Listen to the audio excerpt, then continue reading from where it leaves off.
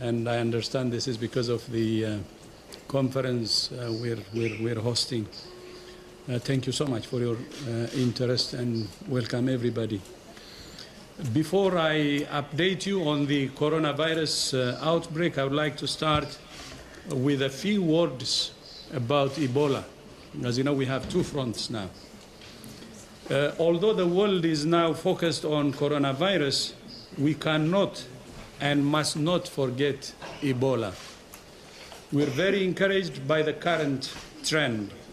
There have only been 3 cases in the past week, and no cases in the past 3 days. But until we have no cases for 42 days, it's not over. As you know, any single case could reignite the epidemic, and the security situation in eastern DRC remains extremely fragile. So we take the progress on Ebola with caution, although it's a big success. And we're in still full response mode. Yesterday alone, we had 5,400 alerts that were investigated. Almost 300 samples were analyzed.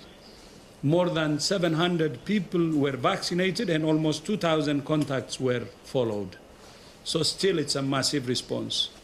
And tomorrow, the emergency committee for Ebola will meet to assess whether the Ebola outbreak in DRC continues to constitute a public health emergency of international concern. So you will have more news tomorrow on Ebola. Regardless of their recommendation or the ISIS recommendation, the world needs to continue to fund the Ebola response. Taking our foot off the accelerator now could be a fatal mistake, quite literally. On Thursday, I will travel to Kinshasa for meetings with the President of DRC and other senior ministers to look beyond Ebola and sketch our ways to strengthen DRC's health system. And I would like to use this opportunity to appreciate the government's leadership. The current status of Ebola would not have been reached without the strong leadership by the government of DRC and the President Tshisekedi himself. Now to coronavirus. First of all, we now have a name for the disease, and it is COVID-19, and I will spell it COVID-19. CO stands for corona, as you know. VI stands for virus, D for disease, so COVID.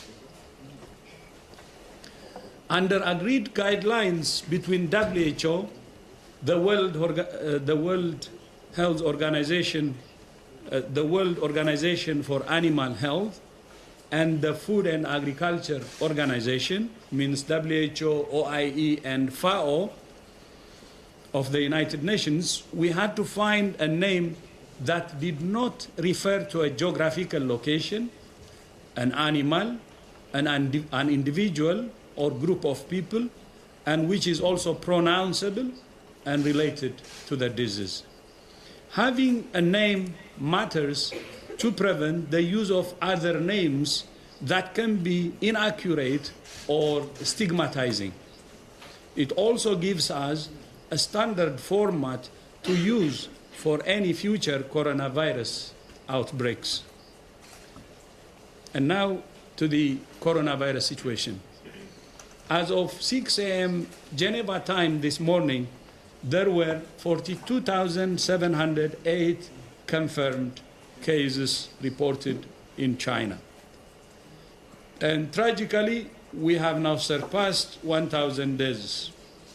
1,017 people in China have lost their lives to this virus.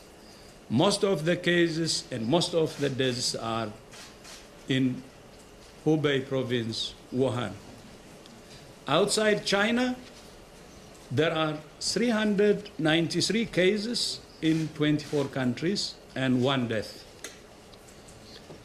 Last week, I told you that we had engaged WHO's network of country representatives, as well as the United Nations resident coordinators in countries, to brief them on the outbreak and inform them about the steps they can take.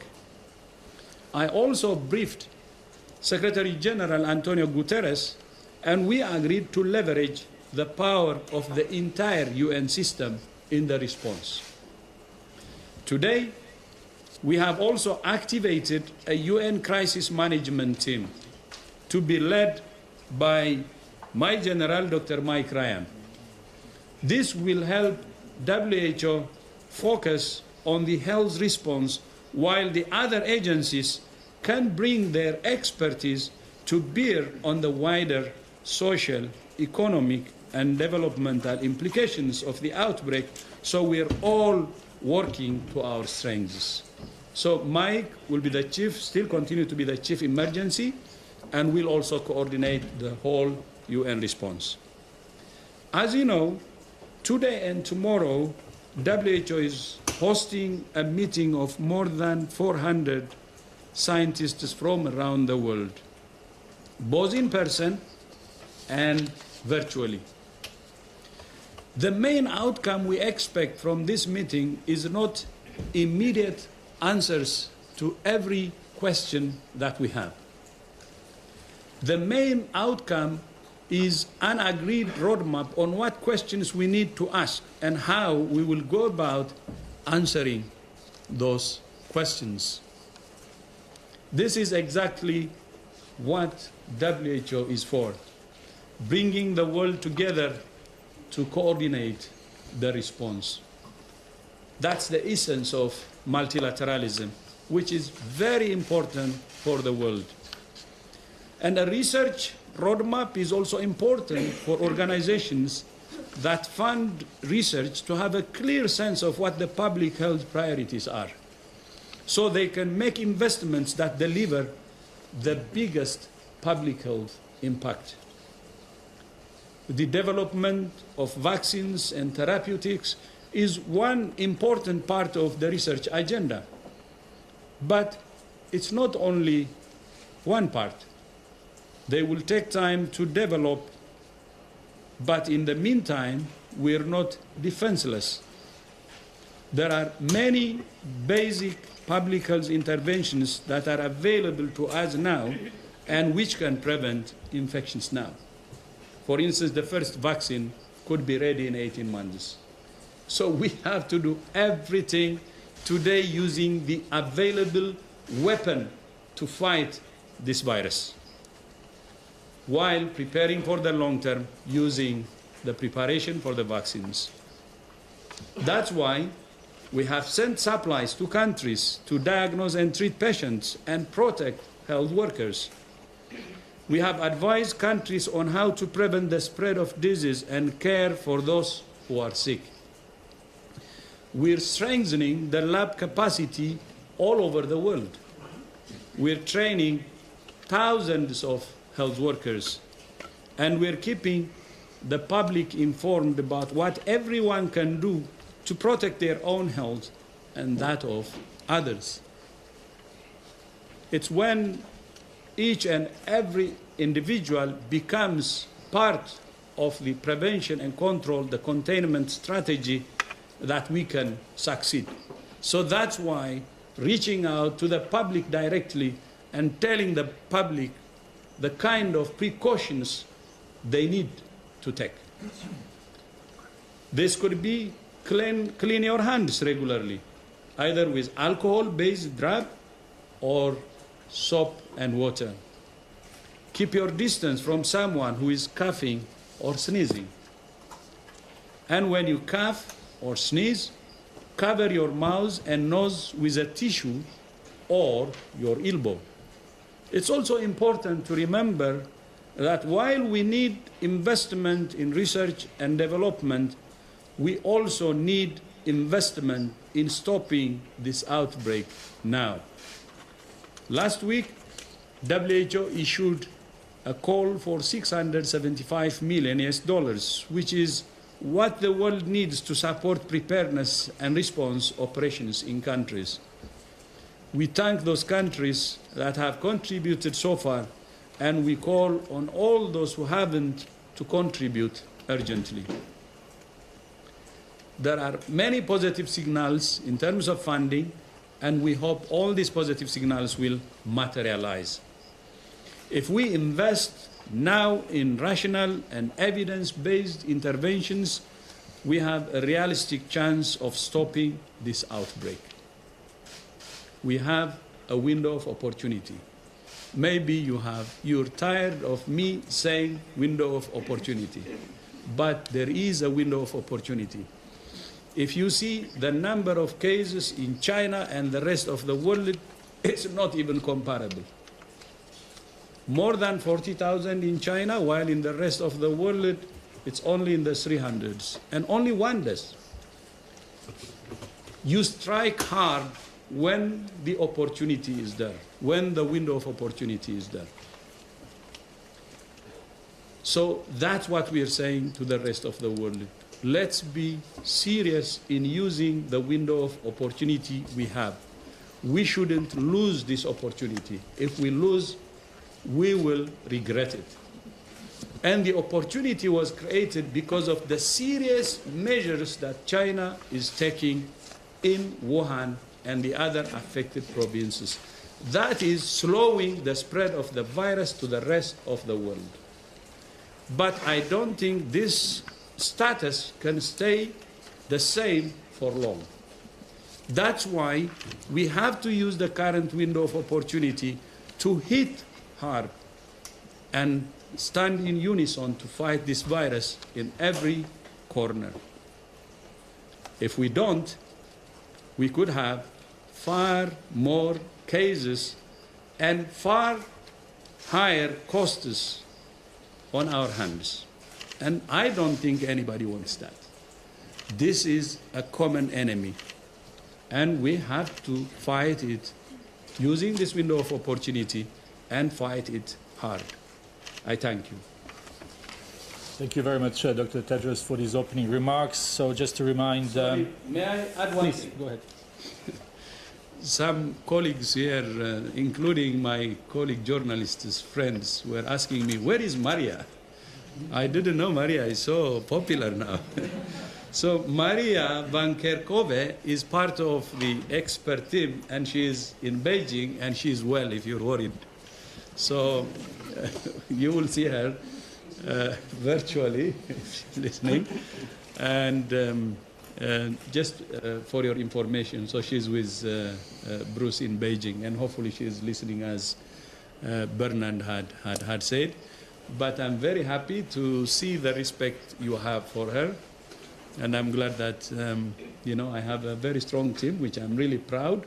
They're working day and night, 24/7, round the clock, under stress, but really going with commitment and saying that we will not rest until this outbreak is over.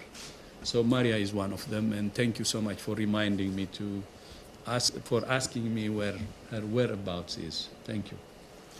Thank you very much, Dr. Tedros, and greetings to Dr. Van Kerkhove, who is listening to us. Before we start taking questions from the floor, again to remind the journalists online to click raise.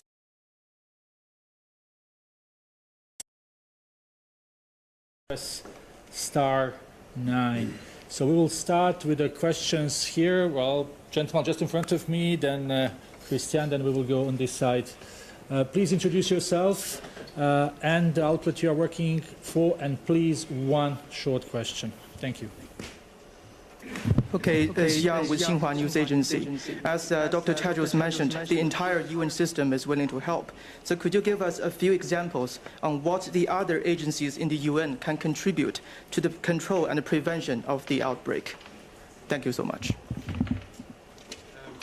Yes, we have many sister agencies. Do I need to use this? Mm-hmm. Yeah, okay. No. Okay.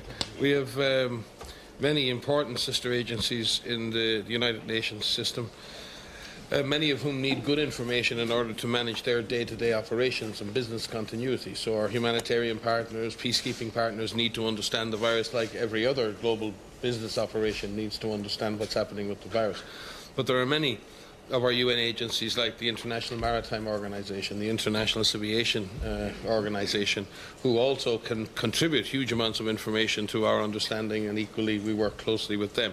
We have agencies like UNICEF, who are very important in risk communications and social stabilization and working in education in schools and in the healthcare system and on infection prevention and control. And we work very closely with our colleagues in UNICEF. There are the agencies who work on humanitarian response, and they obviously have a duty of care to refugees and to others, and they need our inputs in terms of best practice for themselves.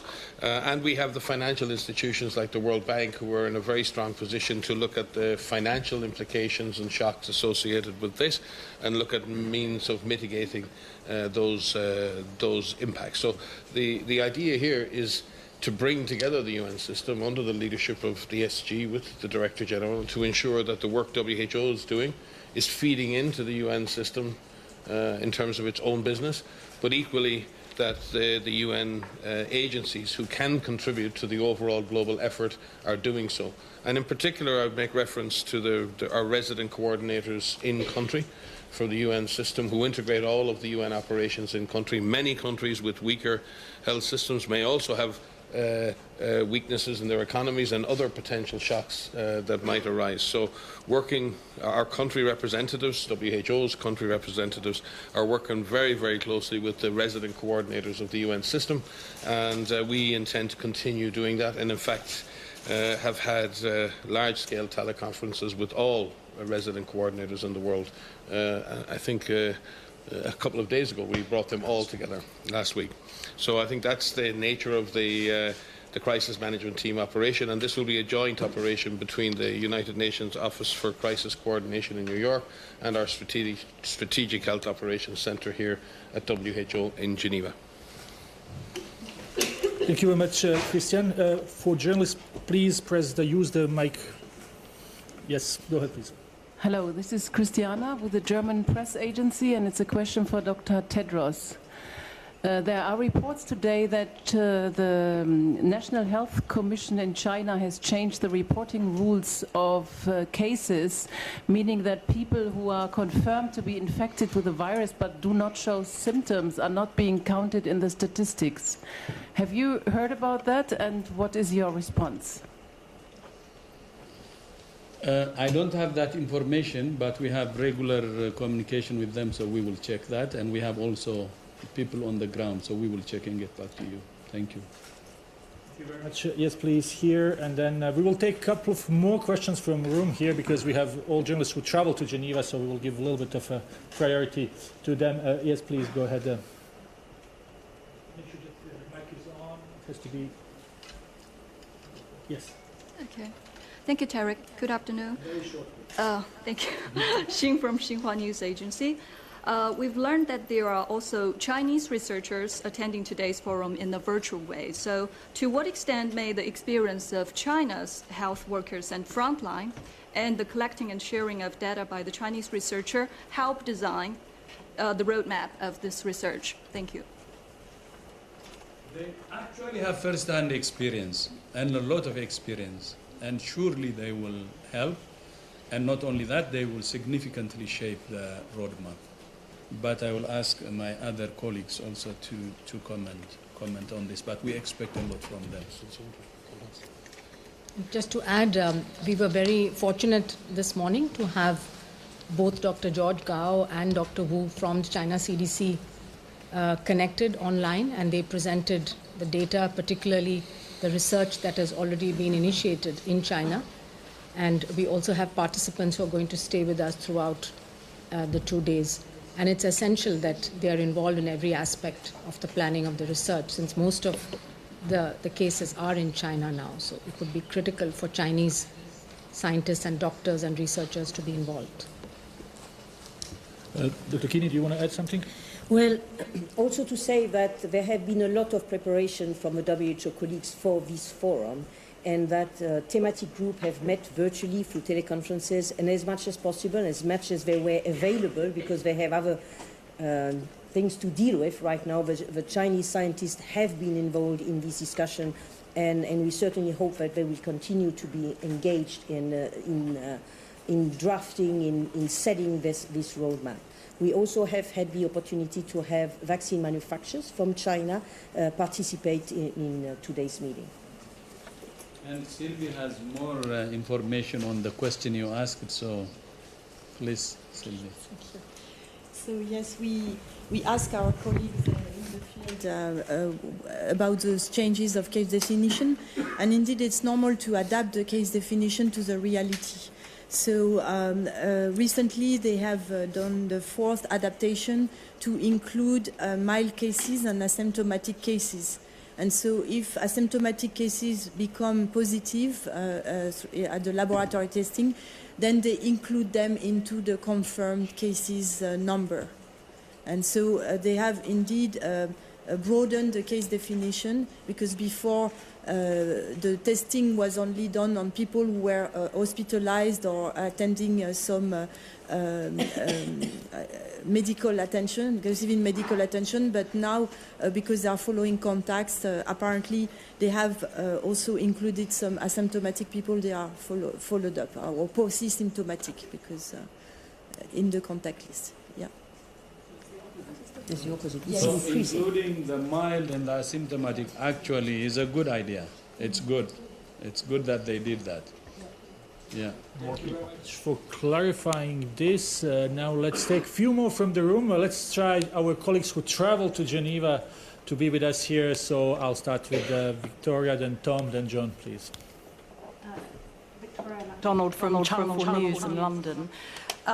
There have been reports of a Chinese national in Burkina Faso who's been tested for coronavirus, and as we speak we're told that there is a China Embassy, WHO and Burkina Faso Ministry of Health press conference. Can you tell us anything about what would be the first reported case in Africa?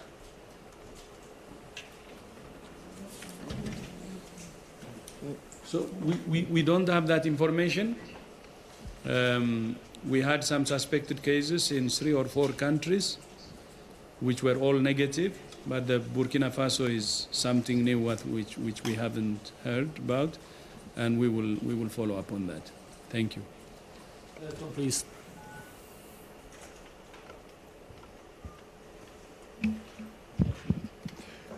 You rightly mentioned the window of opportunity.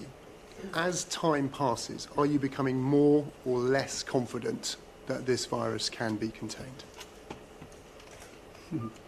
As time passes, my confidence will depend on how, the strengths of measures we take.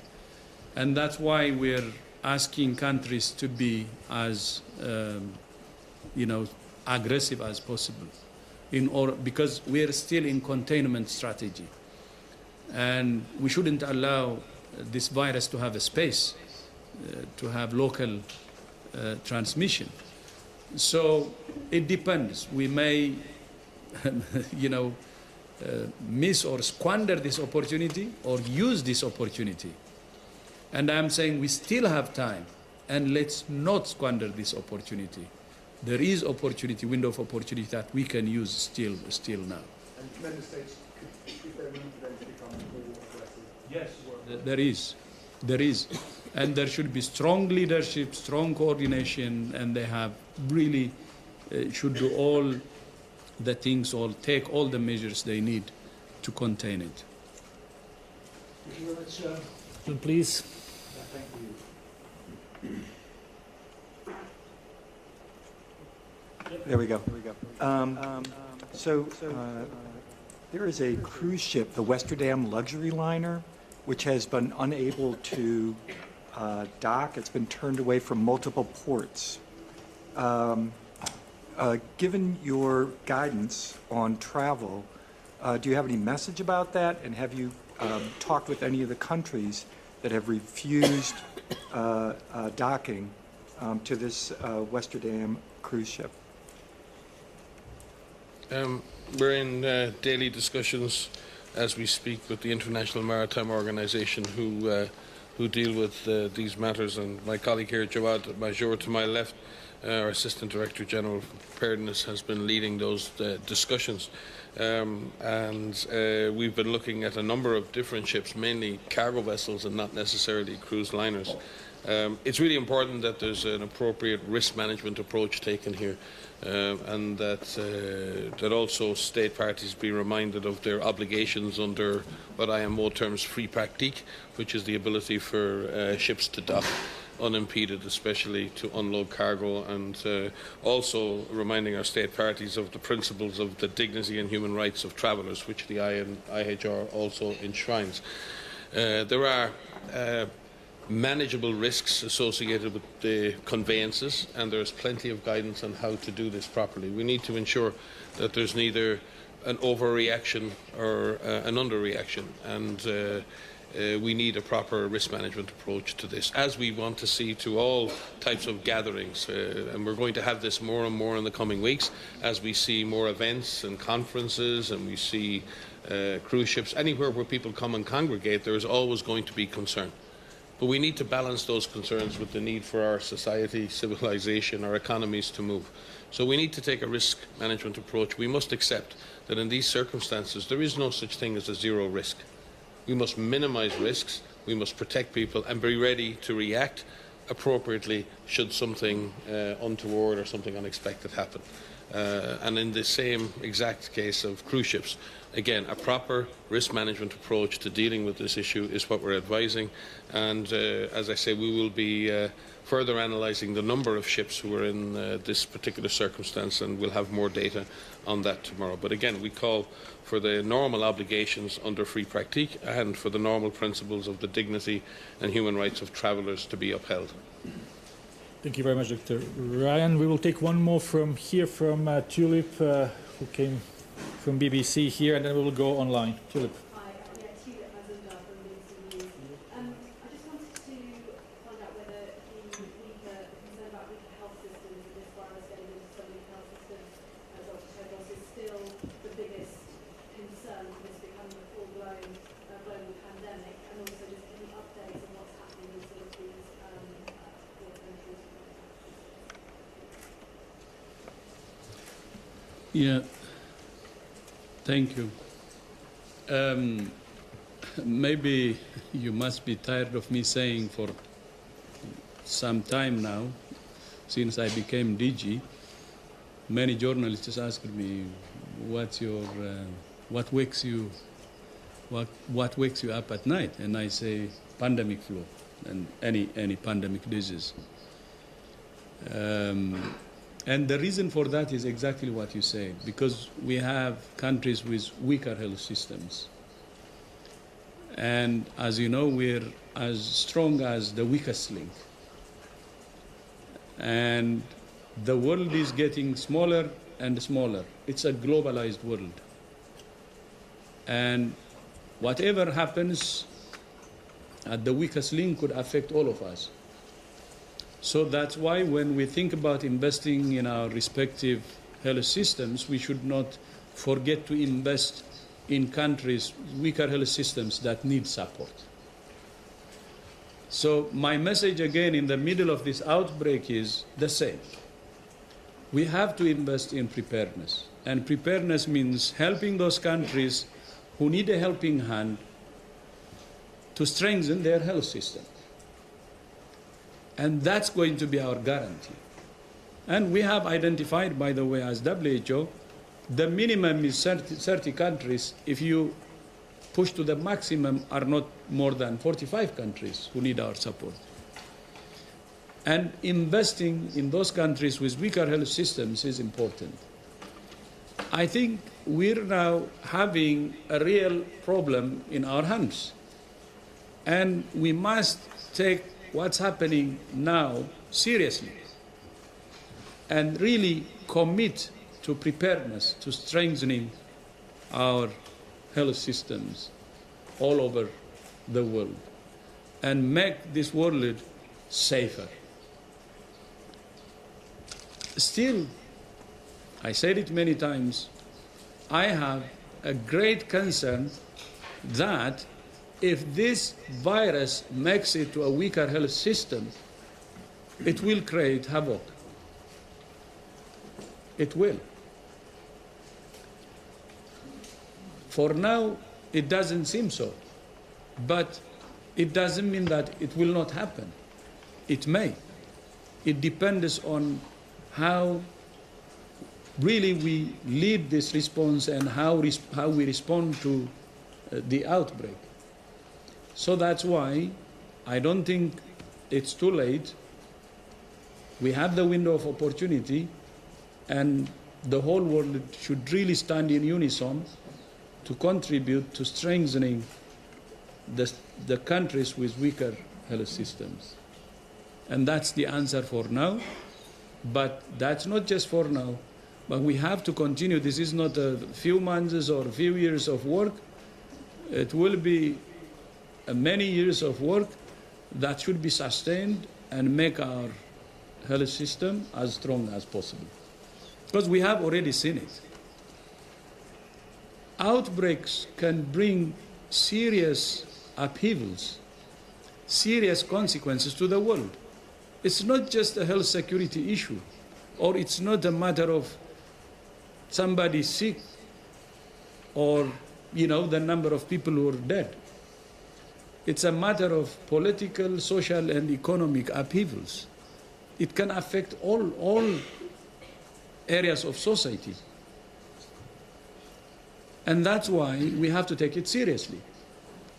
The world, when it talks about terrorism, and imagine the level of preparation and so on is immense.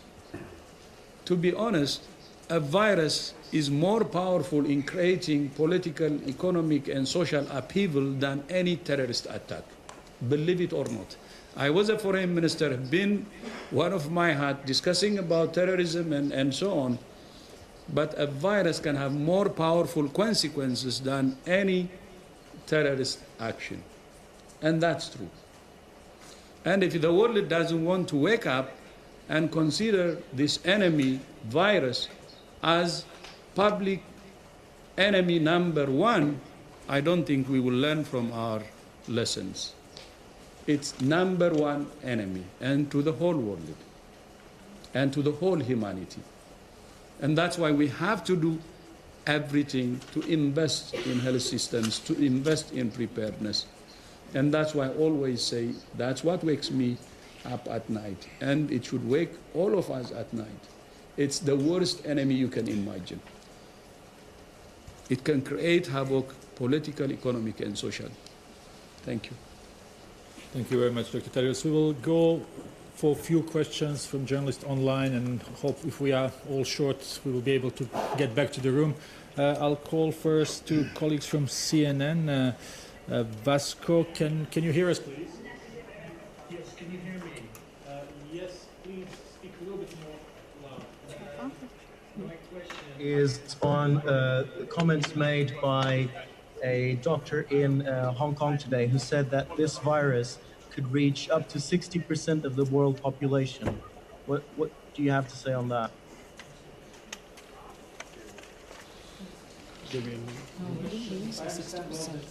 There's someone from Hong Kong who said that this virus could reach 60% of the world population. Yeah, if fires are left unchecked, they can burn down a lot of the forest, and one can speculate how far a fire like this can burn. I think we, as the DG said, when we look at disease outside China, we're dealing with less than 400 cases in 24 countries in over a month of transmission. That does not mean that won't escalate. It doesn't mean that won't accelerate. But that is not, in that sense, an insurmountable problem. We have the unknowns about period of transmissibility. We have the unknowns about mild cases. But what the data is telling us, that we still have an opportunity. We have the opportunity to contain, to confine, to slow down, to prepare.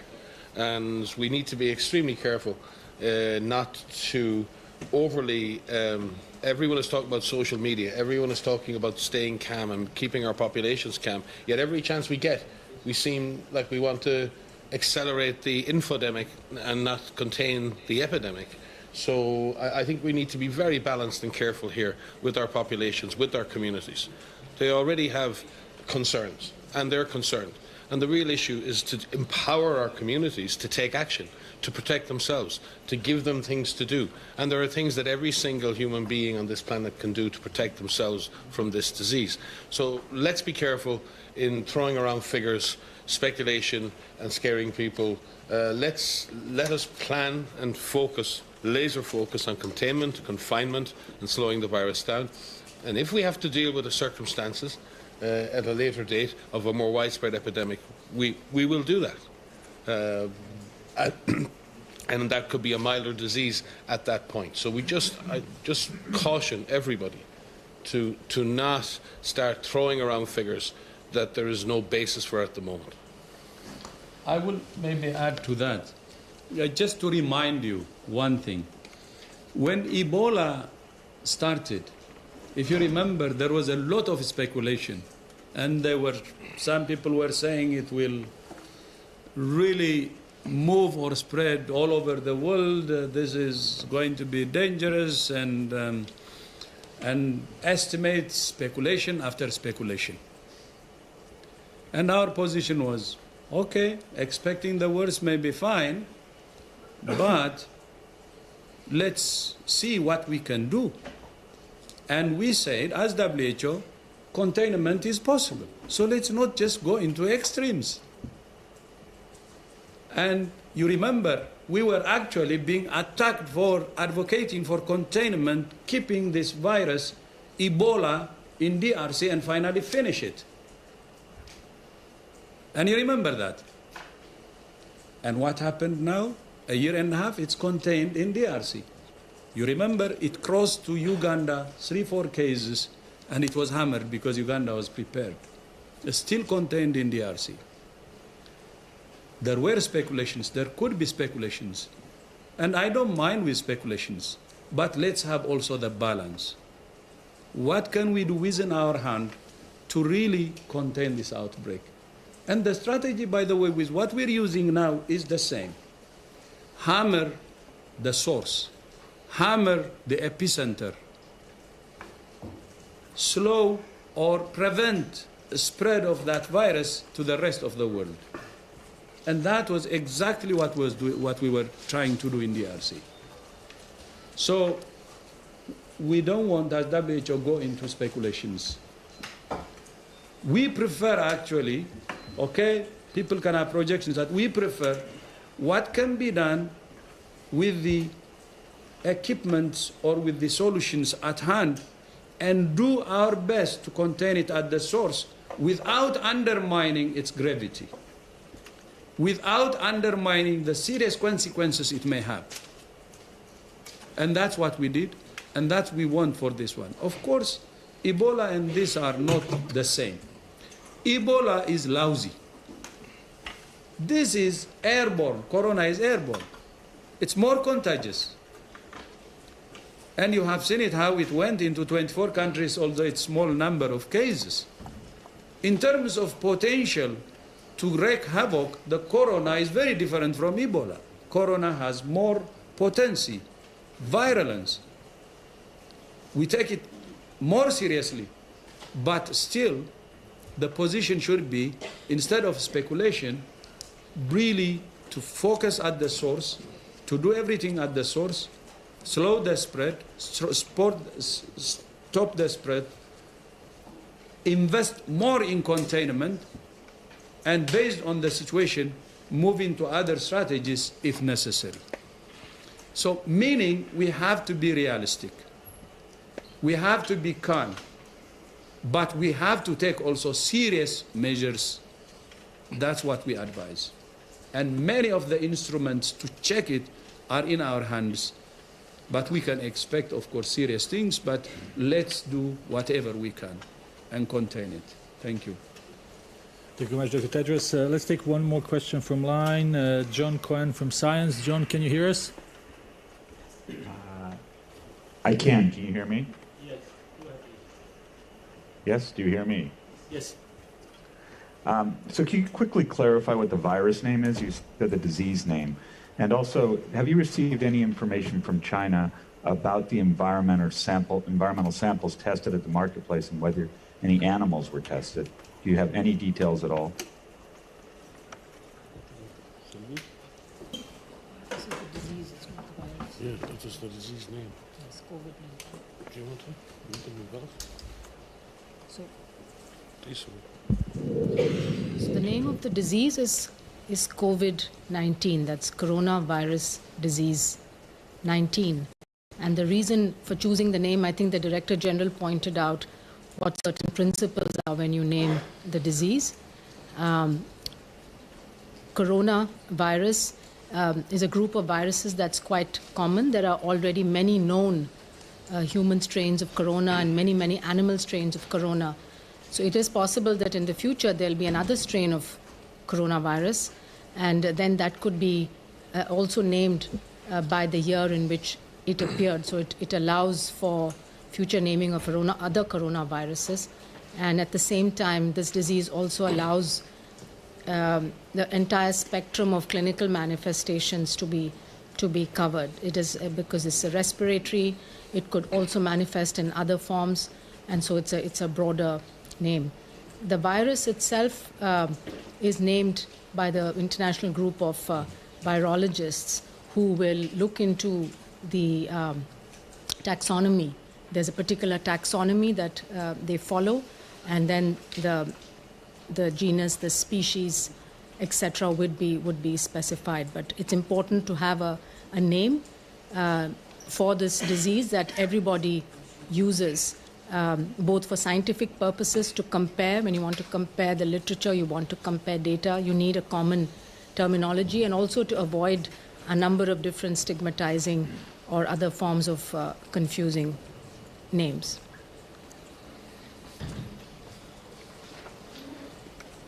Thank you very much. I think there was another question. Sylvie? Yes, we have received information on the animal source of this virus. So from the first genetic sequences that was put on the web and publicly available to scientists, some scientists have done some phylogenetic studies, and they have identified that this virus is very similar to a virus that is a coronavirus that can be found in bats. But when they did some sampling in the Wuhan seafood market, they didn't find so many bats.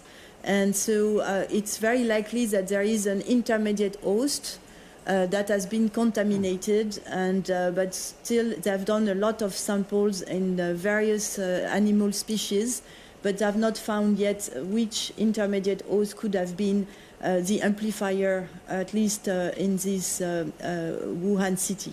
So studies are ongoing because they are checking a number of animal species, so it takes some time. What they have done as well is they have tested a number of environmental samples on surfaces and different places in the market. And so they have found indeed the coronavirus that is now responsible of this epidemic in humans. So there was some environmental contamination, probably also at the beginning of this outbreak. Now this market has been closed, has been disinfected, and so this environmental contamination doesn't exist anymore.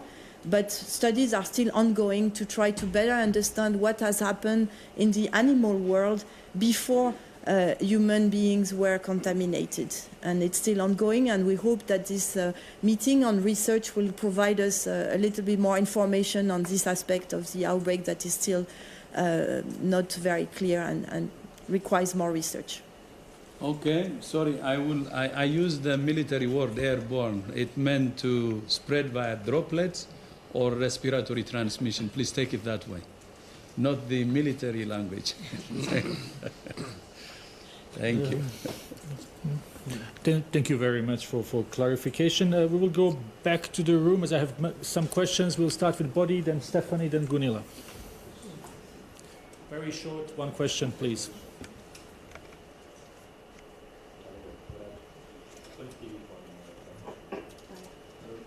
Understood, Tedros, we have to protect the host country and we have to support the host country. We understand that already. But as you said, we have to be realist. We have more interest. It's for example, the priority focus on the epicenter where the disease is existing. So could you tell us more about the next guide map on the epicenter? About the science and pharmacology. The question is really about what should be done in the epicenter of the outbreak next. Other than what's being done now.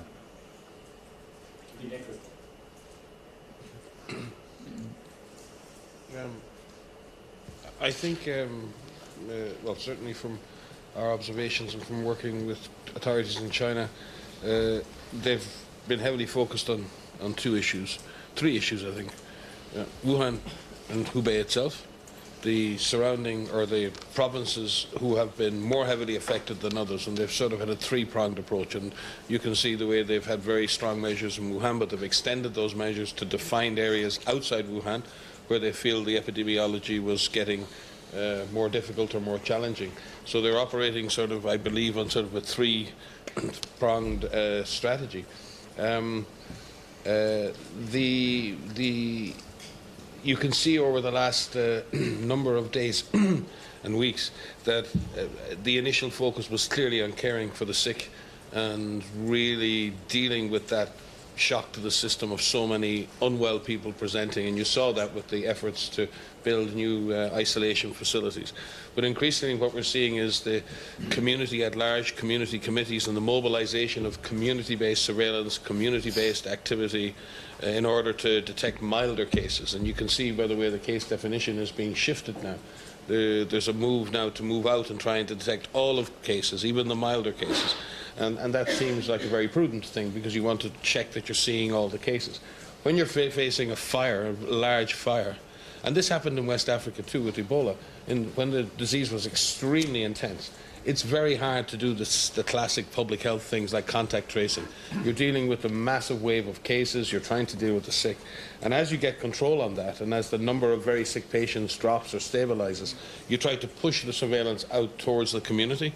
You try to detect more and more of the cases. That's if you're still focusing on containment as your approach, because you want to try and break the chains of transmission. So we believe China is really pushing the surveillance into the community. It's an attempt to try and shut down transmission. We've said it before, neither they nor we are sure that that will work because the virus has its own characteristics in terms of its period of transmission or asymptomatic people being able to transmit. But they're making an attempt now to push surveillance further and further out into the community and see if we can shut down the virus. There is no guarantee of that. So that's what we're seeing in terms of the shift. And our team in China is working closely with Chinese authorities and scientists to look at that. I think the other part of this will be having a much better understanding of the clinical severity and on the clinical picture, because if the disease were to spread further in the world, and if we see more cases in the world, the clinical techniques and the clinical information and the clinical knowledge that's been gained in China right now will be absolutely central to the successful treatment of patients elsewhere in the world. So that's another vital gift to the world. So again, pulling that information together in a systematic way, gathering systematic clinical data now, not just reports, not just anecdotes, but systematic clinical information is absolutely central to success. So all of the activities are aimed at containment, but all of those activities will support a broader mitigation effort should the virus continue to spread in other parts of the world.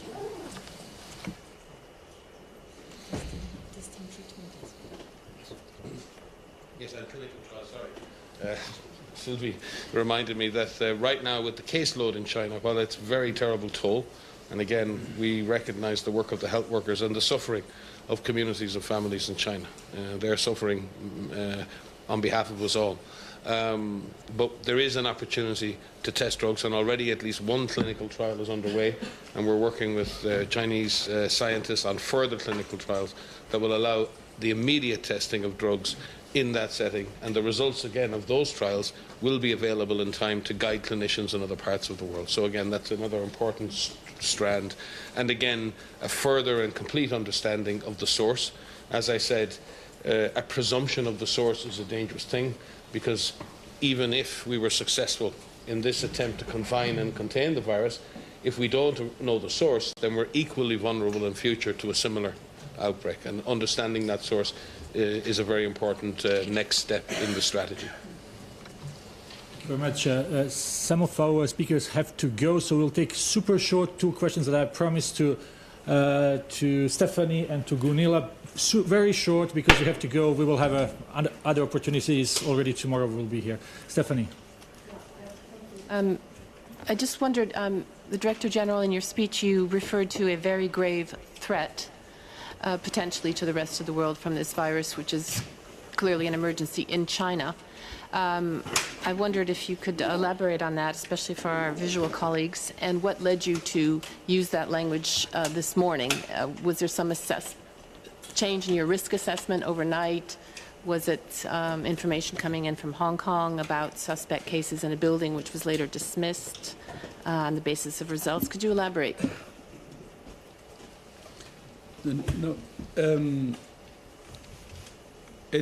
the issue is about the use of the window of opportunity. We have a window of opportunity now for the rest of the world. We see what's happening in China in terms of the number of cases and fatality. So if we don't use the window of opportunity we have now, if we don't operate with a sense of urgency, there could be a serious consequence. That's what I meant to say. And I'm reminding the world to use this opportunity to do whatever it can to contain this outbreak. Do everything it can. And there is time, because as I said, the number of cases in the rest of the world is less than 400, and there is only 1 death. That's a window of opportunity. So I'm reminding, there is time, the time is ticking. And time is the essence in this outbreak. And the virus will not sleep and wait. We cannot sleep. So we have to operate with a sense of urgency and with strong political commitment throughout the world. And then we can beat this outbreak. If not, then the other side will happen. So that's why I was reminding this morning, I reminded now, I will continue to remind until the world really takes this seriously, do it with sense of urgency, and believes from the heart that the time is the essence. Time is the essence now. That's what I wanted to say. Thank you. Thank you very much. Last question, Gunilla, and then we will conclude. Very short, please. Yes, hello, Gunilla von Hall, Swedish Svenska Dagbladet. I have a question about the British man who obviously infected 11 people while he traveled across the world. What does this tell you, this case? Does it tell you that the virus is changing in any way, it's mutating? And how can countries prepare for these kind of cases and this kind of spread? So my colleagues will say more, but that's why we're saying time is the essence, because mutation is another issue. Crosses every host, then you know what happens, and everybody knows. So that's why we say time is the essence again, but I would be happy if our colleagues could say, and mutation be one of them. I really wish we could refrain from personalizing these issues down to individuals who spread disease. This is deeply, deeply unhelpful. These are very unfortunate events in which families and others are wrapped up in, friends and others. There are circumstances that allow disease to transmit. People are not at fault. They're never at fault in this situation. So let's be extremely careful here. It's really, really important that we don't attach unnecessary stigma to this. This is an unfortunate event, and there are circumstances around the way in which disease may have been transmitted, and there may be other clusters like that. This is by no means, and compared to other events, a massive super spreading event. This is an unusual event, and it is a wake-up call because there may be other circumstances in which this disease can spread like this, and we need to study those circumstances for sure. But it doesn't change our overall assessment. And again, I cast your minds back to SARS. When we had the Metropole Hotel, everyone said it's all over, it's global now. And then we had the Amoy Gardens, and everyone said it's all over, it's in these buildings, and that's it, we can't be stopped, right? And it's important that we stop when we have those events. The cruise ship issue in Japan at the moment. And these unusual events offer an opportunity to study the virus, but none of them individually change the overall risk assessment. But you take them all together, and that may change your risk assessment over time. So we just need to be careful to study these types of situations, understand more from them what's happening, and if overall, through a series of those events, we see a dynamic shift in the virus, then we will tell you openly and transparently that we see that. At the moment, we don't see that. Thank you very much. We will conclude here. Thanks to everyone watching us online, dialing in by phone, watching us on our Twitter account. We will have audio file very shortly and transcript likely tomorrow morning posted on our website regarding tomorrow press conference on emergency committee on Ebola outbreak in DRC and the end of research forum. We will send a note either tonight or tomorrow morning. So thank you for being with us and have a nice day.